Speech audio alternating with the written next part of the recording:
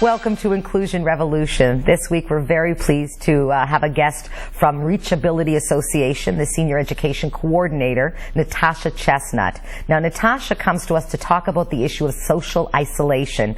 I think we used to use terms like shut-ins and things like that, but the truth is that for people with all types of disabilities, getting out of the house and getting something to do is key. It's not always about going to work or starting a business or doing something socially active. Sometimes it's just about getting out.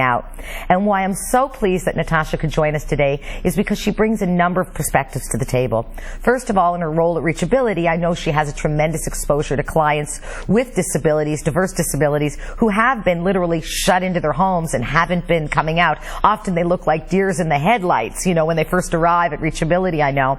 And also she's here because she is a person with disability who has struggled herself with issues of social isolation and how to make sure that she's getting out and living an active life despite her disability. So thank you so much for joining us today, Natasha. We're really pleased you're here. And I guess the first thing I want to ask you is about you. Sure. I mentioned that you are a person with disability and that you've experienced social isolation in terms of wanting to overcome it and ensuring you don't fall into that pit. Right. And it is essentially a pit. And why don't you tell us a little bit about yourself first? Sure. Well, I live with rheumatoid arthritis, so it's an illness that can be pretty severe at times if not treated properly, and it definitely affects, you know, your ability to function physically and emotionally too. It definitely has those emotional impacts. And in terms of social isolation, I think I saw myself potentially falling into kind of that rut, especially when I was first diagnosed, because there's a lot of... Can I ask you how old you were when you were first diagnosed? Yeah, I was diagnosed at 21. Right. And I'm 29 now, so it's been 8 years living with it. And, you know, when I was first diagnosed, right away you're scared because it's something pretty serious. It's having a big impact on you. And plus you don't know how it's necessarily going to affect you in the future. But right away, I kind of saw myself falling into this rut of, you know, not wanting to really leave the house, feeling, you know, maybe even a little bit depressed because there's a lot of activities I used to do I just couldn't do anymore, you know, due to being... And at 21, that's a little bit shocking. You don't really see your own limits at that stage, so that must have been quite a rude awakening for you. That's true. At 21, you're just sort of... You still think you can fall out of a tree and live. I know, I remember.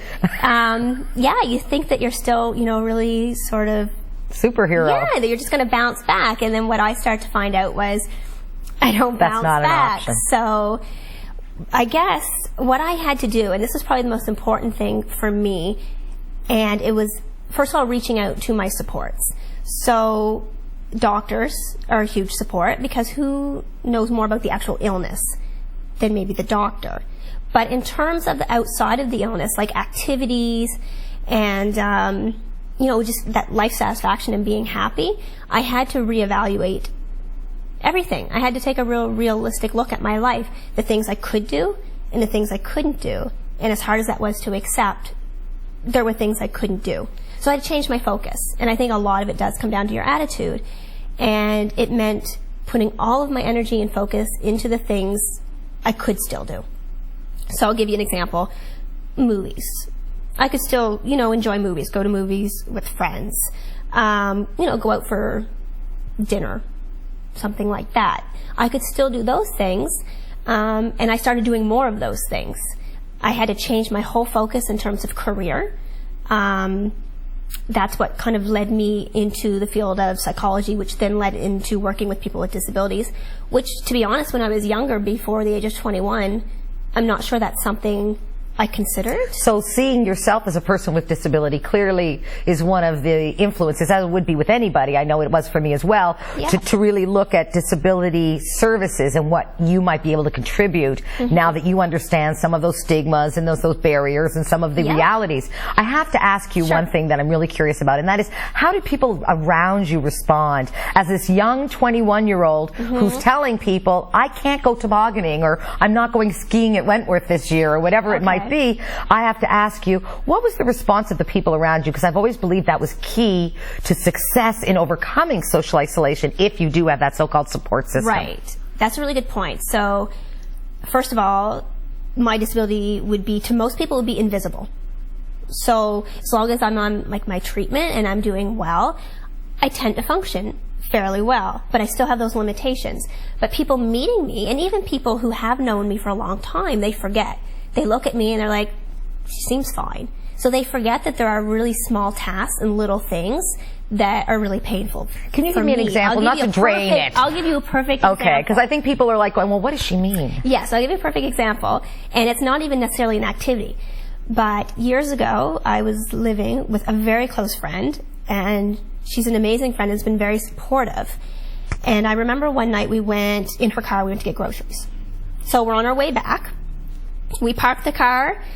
She's out of the car at the door with the groceries ready to go in. Right.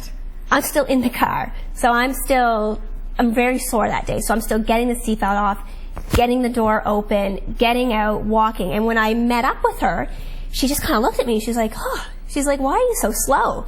Right. And I was like, you know, in my head, you can get angry or you can take that opportunity to remind people and to educate people. And educate, sure. Because they forget.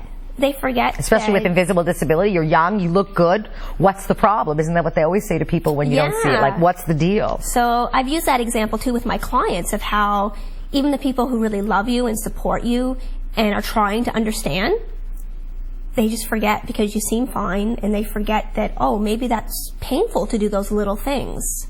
I find that's especially true with young people. I know that also my husband lives with chronic pain, and he's a big burly guy. Yep. So when he says, I'm sorry, I can't lift that, they're going, well, what's wrong with you? You know, how can you say you won't lift that? But what they don't know is what happens, obviously, when they do. But let's get back to you. Sure. So, and the social isolation. So you really made a conscious choice to be sure that you didn't fall into that. Because I also live with disability, as you know, and one of my challenges was to really overcome social isolation. Now, those listeners might say, I find that hard to believe for the viewers because I seem so outgoing all the time. Right. But I know with my disability, I have those moments as well where I'm not able to kind of get out. And I guess you've overcome that, and I want to hear some of the strategies you applied so then we can share them with our listeners who maybe are struggling to get out that door a little more often. Yeah. One of the big things would be trying to reach out to your resources in your community. One of the worst things that happens with social isolation, is once you're kind of in that state of mind and you've, sort of shut yourself off from other people and friends and even work, then you kind of get this vicious cycle going. So now because you're isolated, how do you get out of it again? Even more emotionally, and you start to almost feel helpless and really hopeless as how to get out of that. But one of probably the best things to do would be, if you can, look at the resources that are available to you. So, of course, I work for Reachability. I'll use that as one example because it's a disability agency that's focused on helping people with disabilities. But there are lots out there. I don't think we're always aware of them, but there are lots of agencies out there that you could connect with. That would be one of the first steps. This is a hard one, but I often will tell my clients, don't be afraid to ask for help. Don't be afraid to reach out to the people who are in your life, because I think what happens sometimes for people with a disability is they feel guilty and they don't want to be a burden on other people. They don't want to put other people through that. And then you can see what happens is they pull away from everybody. Right. And the truth is most oftentimes the people that love you and support you in your life, they do want to be there for you, and it's important that you reach out to them. And, don't be afraid to ask for help, because that keeps the connection alive, which you need. Another one would be, like I was saying earlier, start assessing sort of what your limitations are. That's one thing, but don't focus on those. Really looking at what your strengths are, what I still can do, what I'm still able to do, and try putting some of your energies into those, because that will at least help motivate you. Right. So what I'm hearing, so what I'm hearing from you is a holistic approach to who you are, and not just focusing on that disability is really important. So when we come back with Natasha Chestnut, we're going to talk a little bit about what Reachability is doing to certainly help its clients in its community to avoid the pit of social isolation. Please join us in the Inclusion Revolution in just a moment. Thank you.